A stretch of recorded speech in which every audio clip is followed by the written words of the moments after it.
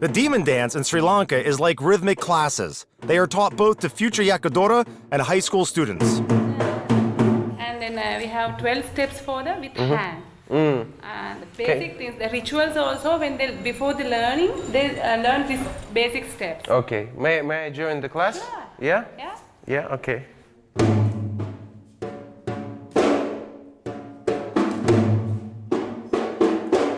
The basic stance is almost like in ballet. At every drum beat, you have to stamp your feet. It's not very difficult, but add some arm movements and it gets tricky.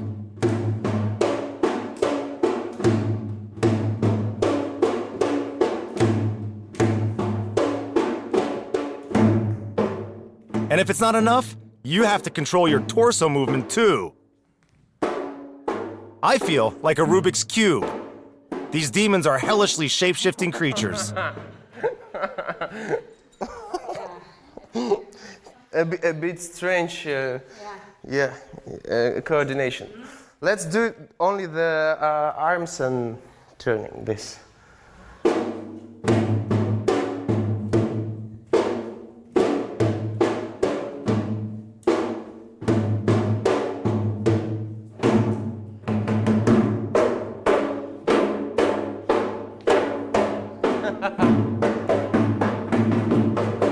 You can tell your sweetheart by his walk, and it seems this demon is a hell of a walker. Okay. Only this. What is that? Что это такое? What is this? What is this? Walking. Yeah, the yaka is walking like that way in there. Who? Yeah, yaka. Yaha. Yaka. Yaka. Demon.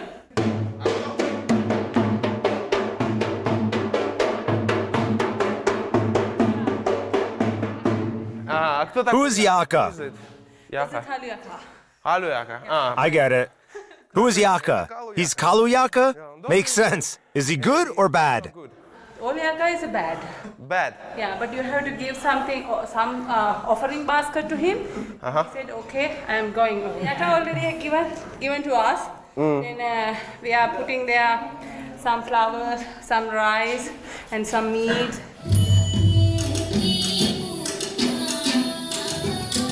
Before I leave, the girls show me the performance they usually entertain the demons with.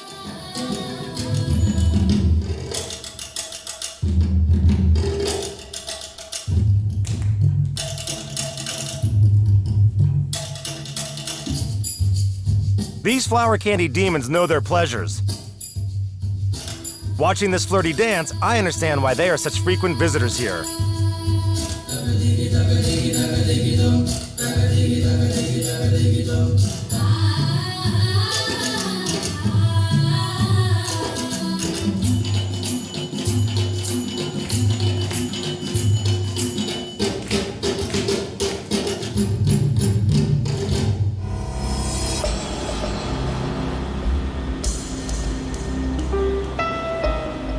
Before the ceremony, I go to the beach to get my head straight.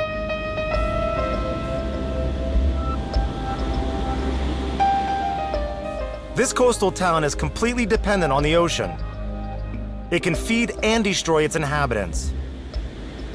So dancing here is a constant conversation with nature. I'm trying to tune in.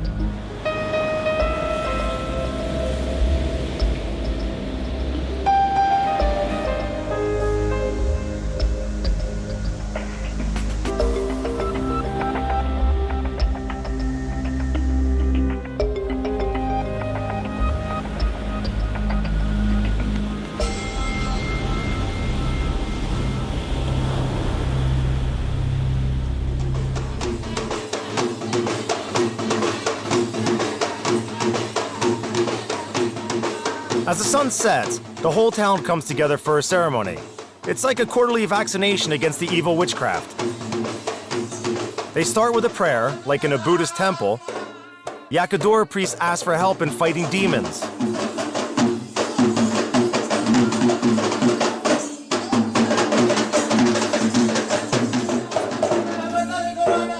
Now, it's time to lure the demons in. That's what the classic Kandyan dance is for. Demons, Buddha, and audience are equally fond of it.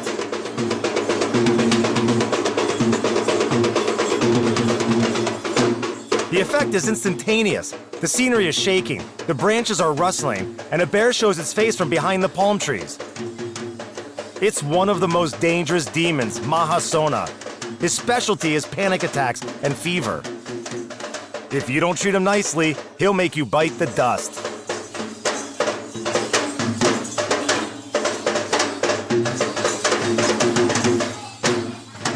Looking at this clumsy monster, it's hard to believe that once he was a Sri Lanka prince and a famous general. But then he paid for his lust towards other wives. He went on a duel because of a woman and had his head cut off and a bear head put in its place.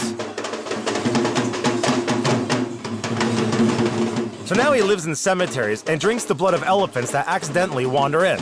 Also, he likes to have fun by scaring villagers and fishermen to death.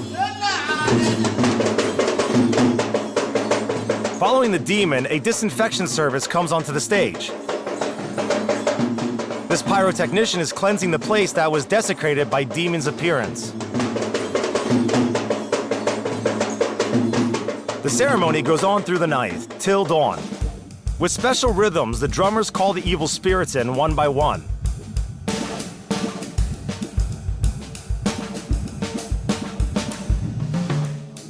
Their biographies seem to be copy-pasted. Once upon a time, they were decent people, and then they hit a slippery slope. Usually because of women, meaning unhappy marriage or excessive appetite. And now they take revenge, break up families, or drive people insane. But the Kaluyaka demon stands out even among this lot. He died from sexual exhaustion. He is the cause behind obsessive erotic dreams and female illnesses. Ironically, he's the best dancer. It's his dance that I was learning today.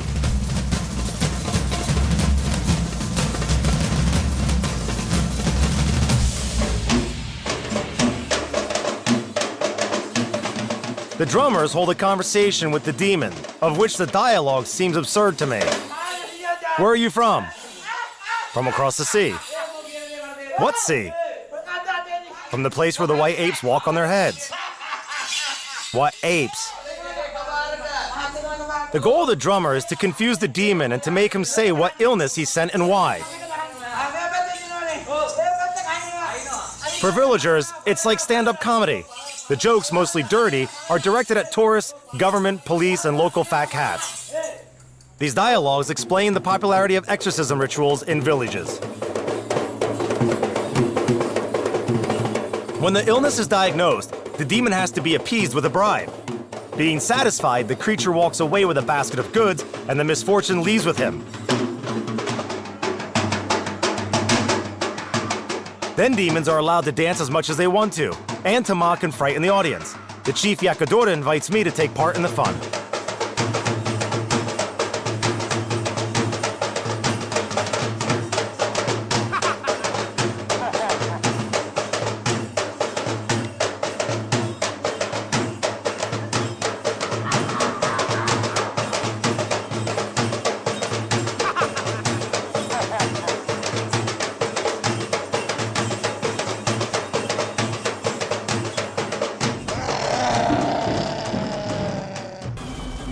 There was only one option for me to learn at least something: to watch performances for tourists.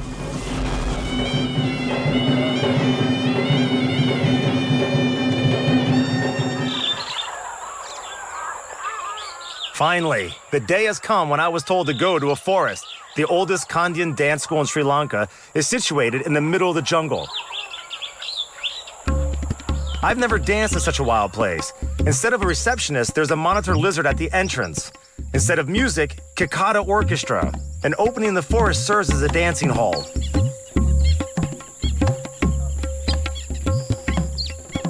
The dancers read the moves like sheet music. Every drum beat has its own dance form.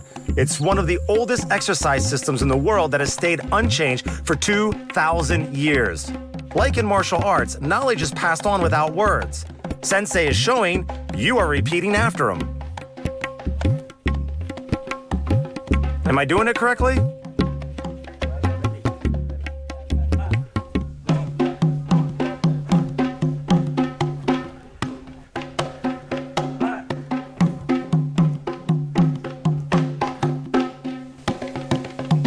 This goes on for several hours under the scorching sun.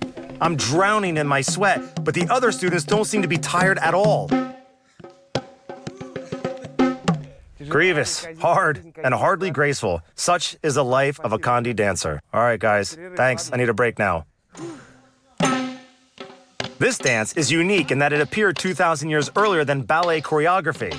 Even the basic stance is exactly like the classical one. Can you explain to me the meaning of this position? Right. This position has to look like a vase. Here, look.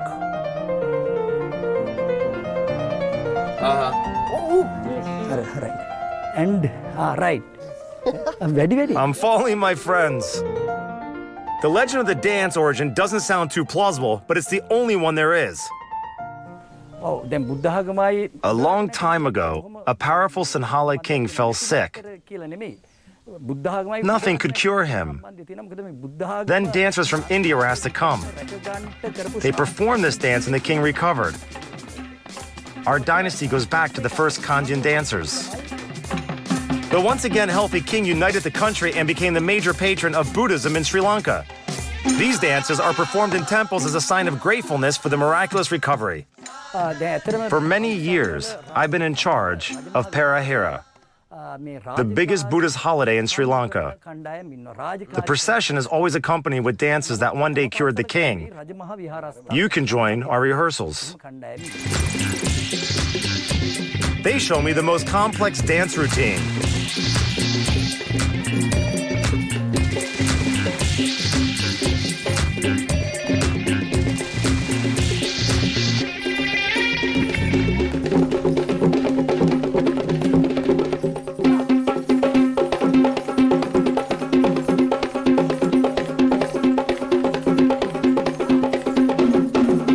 This is so cool. Actually, you have to be born into a special caste and trained since your childhood to dance like this. But I have only 1 week. I'll try to learn at least a small part of this dance.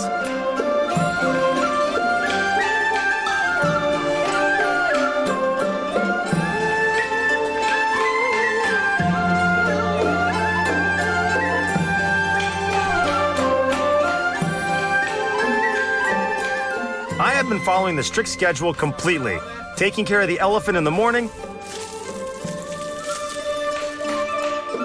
and training in the evening.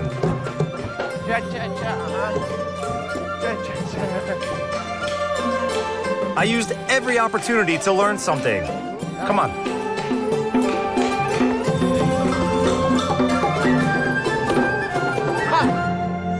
I came to Colombo to find the first contemporary dance studio in Sri Lanka. The founder of Natanda Dance Theatre, Kapila, decided to bring Tamil and Sinhala teenagers together. Almost all of them came from dysfunctional families. Almost all of them knew at least a little bit of Kandyan dances.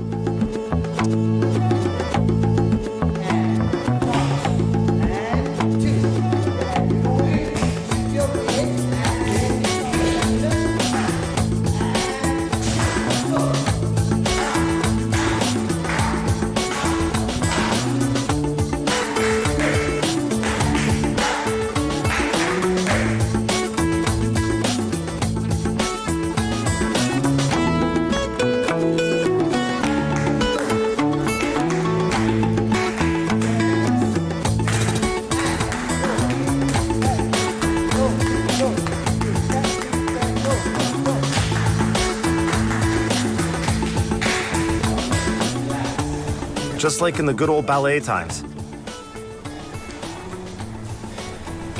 Except they don't hit you with a stick here.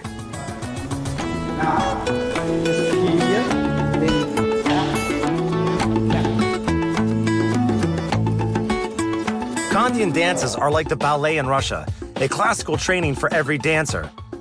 Kapila enriched them with Western techniques of contemporary dancing that he learned in Europe. Okay. So let's have a break now. Can you show me how it's going? Yeah, so let's say, so this is called Mandir. There was a big ritual program called Kumbha Kankar after this happened in Sri Lanka. Kapila was tenacious in proving every language, including the language of dancing, has to develop or else it will die out. It means that you can't simply repeat the 1,000-year-old steps. You should also create new moves to describe the things around you.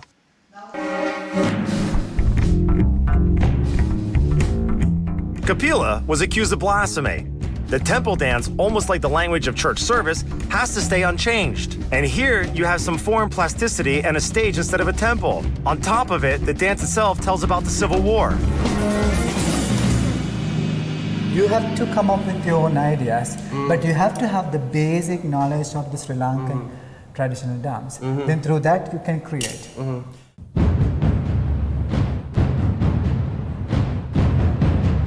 The most famous production of Natanda dance, Ravens, is a story about life in Sri Lanka after the war. Today, the dancers have a dress rehearsal. I'm joining them. And what about this performance? Ravens. Actually, this one was about like environmental issues and kind of animal. So kind of theme is really interesting. Working on choreography, the dancers had to do research in the field. And vigorous movement.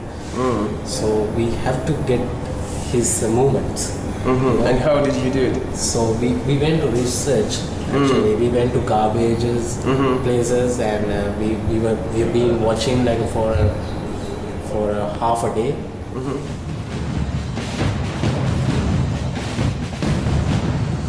Who knows? Maybe in 10 years, Ravens would be named the new classics, the classics of Sri Lankan dance.